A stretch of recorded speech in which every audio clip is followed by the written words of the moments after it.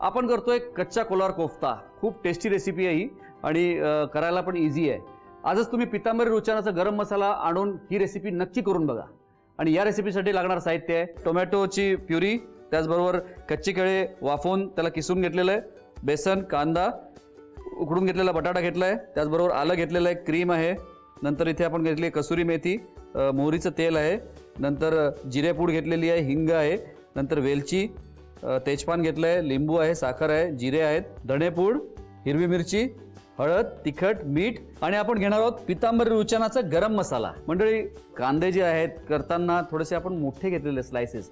आता या प्रत्येक गोष्टीच्या कटिंग वरती पण म्हणजे जसं आपण कांदा टोमॅटो हे कटिंग जसं करतो त्याच्यावरती पण कधी कधी थोडीशी चव अवलंबून असते।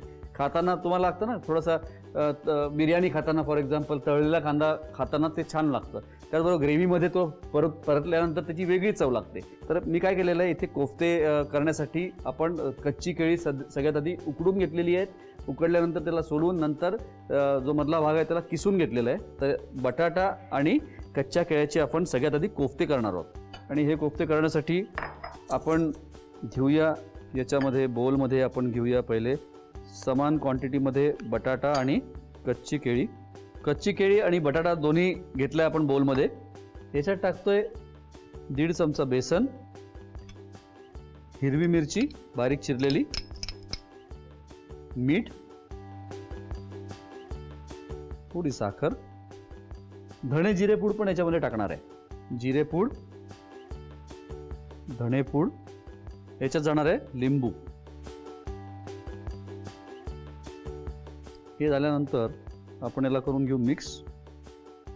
माझ्या एका बेंगोली मित्राची आई खूप मस्त स्वयंपाक करायची, त्याच्याकडे गेल्यानंतर खूप वेगळ्या चवीचे पदार्थ म्हणजे त्या फिशपासनं चिकन वेगळ्याच पद्धतीचं असायचं आणि व्हेज पदार्थ पण खूप छान असायचे। काही गोष्टी आपल्याला लक्षात राहून जातात। आता याचे कोफ्ते करून घेऊ आपण।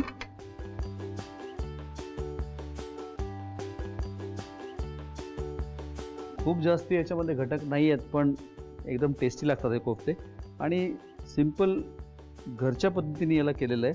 आणि मला असं वाटतं काही पदार्थांची खासियत तीच असते की साहित्य जरी खूप जास्त नसलं तरी त्याची चव भन्नाट असते आणि याच्यामध्ये आपण चव निर्माण करणारा घटक तुम्हाला माहिती आहे की पितांबरी रुचानाचा गरम मसाला आहे, याच्यामुळे खरं त्याला खूप मस्त चव लागते। आता कोफ्ते आपल्याला तळून घ्यायचे आहेत।